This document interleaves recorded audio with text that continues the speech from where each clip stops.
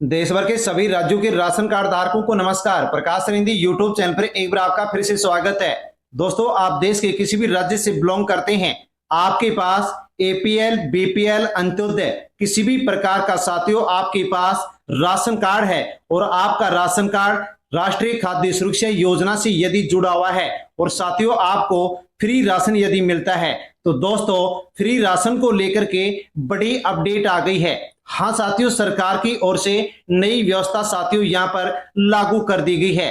दोस्तों बड़ी अपडेट है जिसको आप अवश्य ही पूरी जान ले। हाँ साथियों, न्यूज 18 साथियों यहां पर न्यूज 18 की साथियों खबर देख सकते हैं कि राशन का पैसा खाते में आएगा, राशन का पैसा, लेकिन सिर्फ अनाज ही खरीद पाएंगे। चंडीगढ़ में हो रही है डिजिटल रुपए की शुरुआत। हाँ दोस्तों, आपके लिए बड़ी खबर आ गई है कि चंडीगढ़ और दादर एवं नगर हवेली में साथियों 14 अगस्त 2026 से साथियों राशन कार्ड को लेकर के नई व्यवस्था शुरू कर दी गई है। हाँ दोस्तों, बड़ी अपडेट एबीपी न्यूज की खबर जान सकते हैं कि अब खाते में आएंगे राशन के पैसे, लेकिन 30 दिनों में नहीं खरीदा अनाज तो फिर क्या होगा। हाँ साथियों, राशन कार्ड धारकों के लिए बड़ी खबर है जिसको आपको जानना बहुत जरूरी है।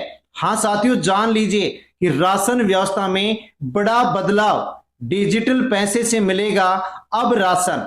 दोस्तों जरा एक पल के लिए आप कल्पना कीजिए, विचार कीजिए कि आप राशन की दुकान पर अपना झोला या साथियों आप कट्टा लेकर के पहुंचते हैं और सोचते हैं कि आज महीने भर का गेहूं और चावल लेकर के घर जाएंगे, लेकिन दुकान पर पहुंचते ही दुकानदार यदि दोस्तों आपसे कहता है कि अब सीधे गेहूं और चावल आपको नहीं मिलेगा, आपके मोबाइल में सरकार की तरफ से डिजिटल राशि भेजी गई है, क्यूआर कोड स्कैन कीजिए और अपना राशन लीजिए, तो साथियों उस समय आपके मन में कई प्रकार के सवाल उठेंगे। क्या इस पैसे से मोबाइल रिचार्ज कर सकते हैं? क्या पेट्रोल डलवा सकते हैं? क्या बच्चों के लिए कपड़े खरीदे जा सकते हैं? क्या इस पैसे को एटीएम से निकाला जा सकता है? तो दोस्तों इसका जवाब होगा नहीं। हाँ साथियों, जान लीजिए इसका जवाब होगा नहीं। अगर ये राशि विशेष रूप से राशन खरीदने के लिए निर्धारित डिजिटल राशि है तो इसका इस्तेमाल केवल अधिकृत राशन व्यवस्था में किया जा सकेगा, यानी ये सामान्य बैंक बैलेंस की तरह नहीं होगी, बल्कि इसे आप डिजिटल फूड कूपन की तरह समझ सकते हैं। तो साथियों, क्या भारत में राशन व्यवस्था अब बदलने जा रही है? भारत की सार्वजनिक वितरण प्रणाली यानी कि पीडीएस में डिजिटल तकनीक के इस्तेमाल को लेकर के साथियों सरकार की ओर से नए प्रयोग किए जा रहे हैं। इन प्रयोगों में सेंट्रल बैंक डिजिटल करेंसी यानी कि सीबीडीसी और डिजिटल रूपी जैसी तकनीकों की भूमिका है, उसको लेकर के चर्चा हो रही है। इसका उद्देश्य ये देखना है कि सरकार की तरफ से मिलने वाली खाद्य सब्सिडी को किस तरह अधिक पारदर्शी और निर्धारित उद्देश्य के लिए इस्तेमाल किया जा सकता है। लेकिन सबसे बड़ा सवाल होगा, क्या मुफ्त राशन बंद हो जाएगा? क्या गेहूं और चावल मिलना बंद हो जाएगा?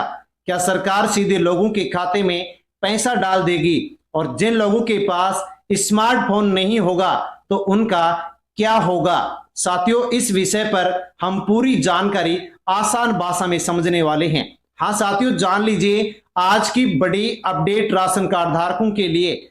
1 सितंबर से नया नियम लागू, नई व्यवस्था शुरू। अब नहीं मिलेगा फ्री राशन, पैसा आएगा बैंक खाते में। हाँ साथियों, किसको लाभ मिलेगा? पूरी जानकारी आपको मिलने वाली है। कब से लागू होगा?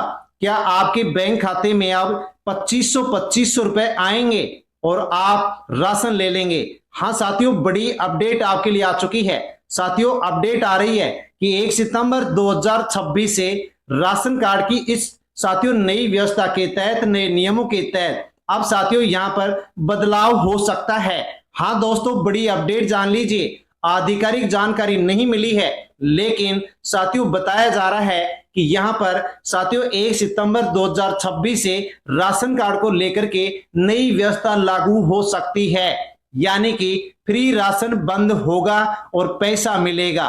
तो साथियों किस प्रकार से मिलेगा समझना होगा, इस पैसे का हम किस प्रकार से साथियों उपयोग कर सकते हैं और दोस्तों इसके क्या फायदे होंगे, क्या नुकसान होंगे, पूरी अपडेट, पूरी जानकारी आपको इस वीडियो में मिलने वाली है। इसलिए अवश्य ही पूरी जानकारी लें और वीडियो को एंड तक जरूर देखें। अन्य राशन कार्ड धारकों तक वीडियो को टेलीग्राम, व्हाट्सएप, फेसबुक के माध्यम से सेंड करें और जानकारी अच्छी लगे तो वीडियो को लाइक करें। और प्रकाश रिंदी यूट्यूब चैनल पर पहली बार आए हैं तो साथियों चैनल से जुड़ जाएं, सब्सक्राइब कर ले और अन्य लोगों तक अवश्य भेज दे। सबसे पहले समझिए डिजिटल राशि क्या होगी। सरकार की तरफ से मिलने वाली कोई भी डिजिटल राशि अगर विशेष उद्देश्य के लिए प्रोग्राम की गई है तो उसे सामान्य 500 रुपए, 1000 रुपए के नोट की तरह आपको नहीं समझना है। हाँ साथियों, ये सामान्य नगद राशि नहीं होगी। इसे तकनीकी रूप में प्रोग्रामेबल डिजिटल करेंसी की अवधारणा के रूप में समझना चाहिए। सरल भाषा में आप इसको इस प्रकार से समझ सकते हैं कि पैसा डिजिटल होगा, इसका उपयोग निर्धारित उद्देश्य के लिए होगा, अधिकृत स्थान पर ही इसका भुगतान किया जा सकेगा। उदाहरण के लिए मान लीजिए कि किसी पात्र परिवार को 1000 रुपए या 2500 रुपए खाद्य सब्सिडी के लिए निर्धारित की गई है तो साथियों संभावित व्यवस्था किस प्रकार से होगी, यानी कि आपको कुछ पैसा मिला तो साथियों किस प्रकार से उसकी व्यवस्था होगी वो समझ लीजिए। सरकार डिजिटल राशि उपलब्ध करवाएगी। हाँ साथियों, खाद्य सब्सिडी के रूप में आपको राशि डिजिटल राशि मिलेगी। लाभार्थी राशन की दुकान पर जाएगा और पात्र होगा तो राशन प्राप्त करेगा। क्यूआर कोड से भुगतान होगा। राशन की दुकान पर मौजूदा अधिकृत क्यूआर कोड के माध्यम से आप डिजिटल भुगतान वहां पर करेंगे। लेन देन का डिजिटल रिकॉर्ड बनेगा। भुगतान की जानकारी डिजिटल रूप से दर्ज होगी और उसके बाद में आपको राशन दे दिया जाएगा। हाँ साथियों, ये इसकी इस प्रकार से प्रक्रिया होने वाली है। क्या उस पैसे से आप पेट्रोल खरीद सकते हैं? तो दोस्तों मान लीजिए कि किसी व्यक्ति के पास राशन के लिए निर्धारित 500 रुपए की या 2500 रुपए की डिजिटल राशि है और वह सोचता है कि मैं 500 रुपए का राशन ले लेता हूं, 500 रुपए में पेट्रोल डलवा लेता हूं और बाकी 1500 रुपए और किसी काम में ले लेता हूं। लेकिन अगर वह डिजिटल राशि केवल राशि के राशन के लिए निर्धारित है तो पेट्रोल पंप पर साथियों आप इसका इस्तेमाल नहीं कर सकते। हाँ साथियों, आप उसके लिए काम नहीं ले सकते, वह मान्य नहीं होगा। किस तरह से नहीं होगा? मोबाइल रिचार्ज नहीं हो सकता, कपड़े की खरीदारी नहीं कर सकते, सामान्य बाजार में खर्च नहीं कर सकते, एटीएम से नगद निकासी आप साथियों नहीं कर सकते। उपयोग केवल निर्धारित उद्देश्य के लिए आप कर सकते हैं। हाँ साथियों, आप इसको digital coupon, digital ration coupon के रूप में समझ सकते हैं। आप जानते हैं क्या पूरे देश में एक साथ इसको लागू किया जा सकता है या फिर इसको पूरे देश में एक साथ लागू क्यों नहीं किया गया? हाँ साथियों, भारत में करोड़ों लोग सार्वजनिक वितरण प्रणाली से जुड़े हुए हैं। अगर किसी नई डिजिटल व्यवस्था को अचानक पूरे देश में लागू कर दिया जाए और कोई तकनीकी समस्या आ जाए तो इसका सीधा असर राशन वितरण पर पड़ सकता है। इसलिए किसी भी बड़े डिजिटल प्रयोग को साथियों सीमित क्षेत्र में जांचना जरूरी होता है। इसलिए इसको साथियों इस नई व्यवस्था को कई जगह पर शुरू किया गया है, यानी कि आप इसको कह सकते हैं कि पायलट प्रोजेक्ट के रूप में, टेस्टिंग के रूप में, टेक्नोलॉजी ट्रायल के रूप में साथियों अब इसको चेक किया जा रहा है। इसके बारे में साथियों प्रयोग किया जा रहा है कि नेटवर्क सही काम कर रहा है या नहीं कर रहा है, लोगों को तकनीक समझ में आ रही है या फिर नहीं आ रही है, राशन दुकानदार आसानी से भुगतान स्वीकार कर पा रहा है या नहीं कर पा रहा है, सर्वर पर अधिक बार पड़ने पर व्यवस्था चल रही है या नहीं चल रही है, बुजुर्ग और ग्रामीण लाभार्थियों को परेशानी तो नहीं हो रही है। साथियों इस प्रकार से इसकी ट्रायल यहां पर ली जा रही है और कई जगह पर इसको शुरू किया गया है। दोस्तों यदि यह सफल रहा तो साथियों इसको चरणबद्ध तरीके से देश के अन्य क्षेत्रों में भी साथियों इसको शुरू किया जा सकता है। सरकार ऐसा प्रयोग क्यों करना चाहती है वो भी समझना आपके लिए बहुत जरूरी है कि सरकार नया प्रयोग क्यों कर रही है। तो दोस्तों समझिए कि सब्सिडी का सही उपयोग। सरकार खाद्य सुरक्षा के लिए बड़ी राशि खर्च करती है और उसका उद्देश्य होता है कि परिवार को भोजन मिले, बच्चों को पर्याप्त पोषण मिले, गरीब परिवारों की खाद्य सुरक्षा बनी रहे। अगर सब्सिडी को किसी निर्धारित उद्देश्य से जोड़ा जाता है तो सरकार ये सुनिश्चित करने की कोशिश कर सकती है कि राशि उसी उद्देश्य में इस्तेमाल हो रही है या फिर नहीं हो रही है।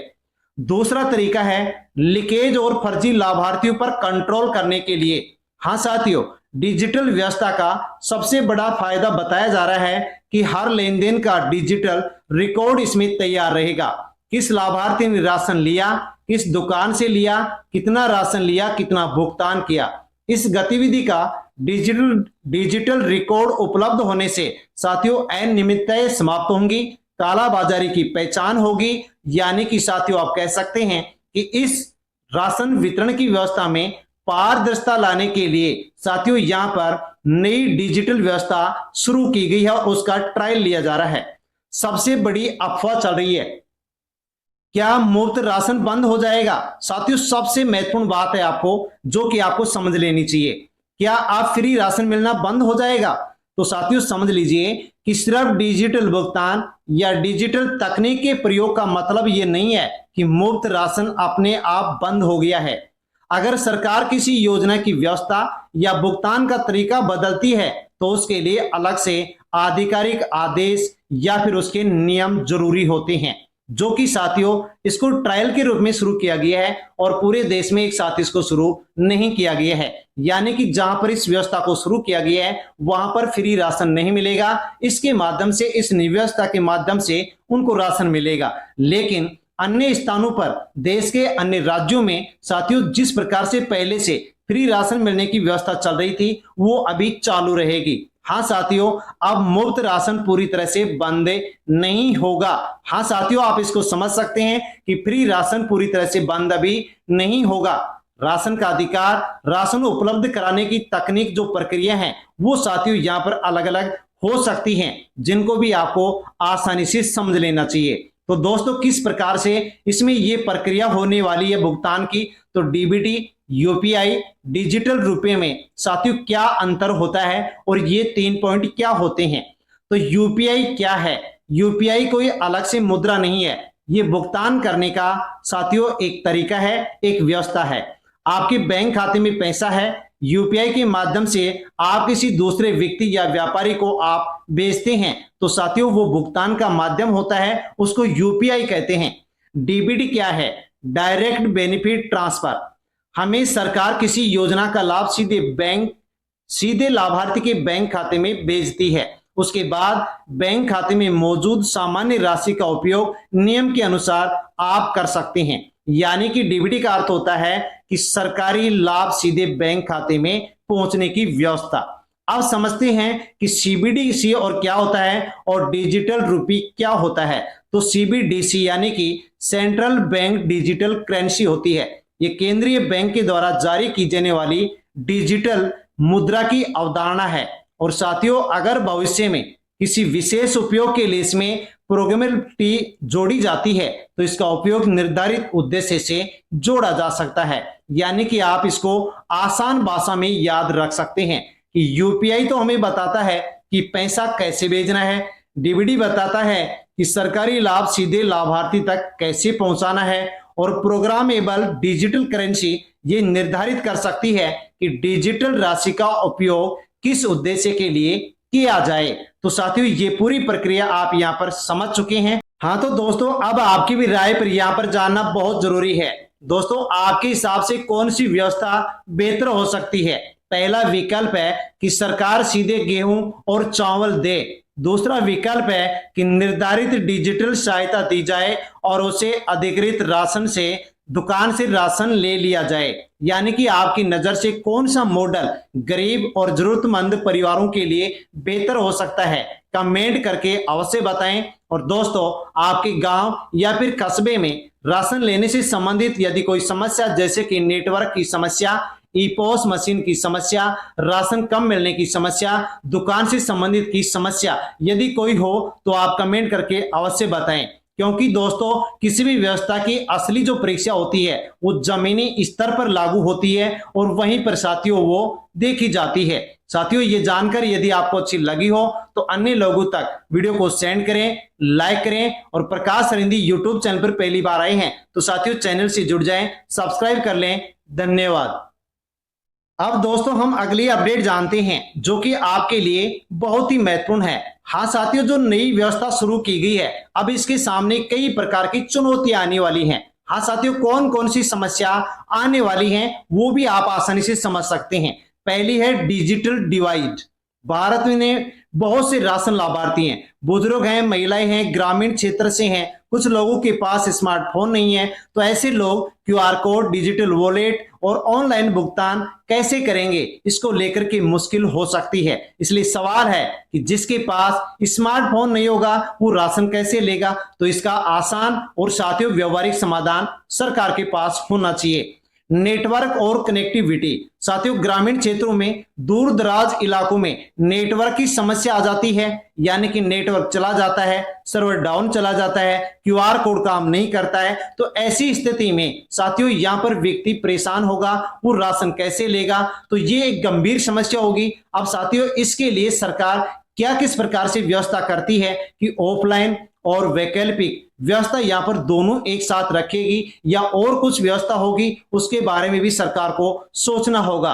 तीसरा है नागरिक की स्वतंत्रता बनाम सरकारी नियंत्रण। बहुत ही नीति का सवाल है। अगर सरकार ये तय करती है कि डिजिटल राशि कहां खर्च होगी, तो सवाल उठता है कि नागरिक की आर्थिक स्वतंत्रता और सरकारी नियंत्रण के बीच संतुलन कैसे बनाया जाएगा। कल्याणकारी योजनाओं का उद्देश्य होता है लोगों की सहायता पहुंचाना। इसलिए साथियों यहां पर व्यवस्था ऐसी होनी चाहिए कि लाभ सही व्यक्ति तक पहुंचे, दुरुपयोग कम हो और जरूरतमंद जो व्यक्ति है उसको अनावश्यक किसी प्रकार से कोई परेशानी ना हो, इसकी भी साथियों यहां पर व्यवस्था की जानी चाहिए। और चौथा है डिजिटल राशि की वैधता।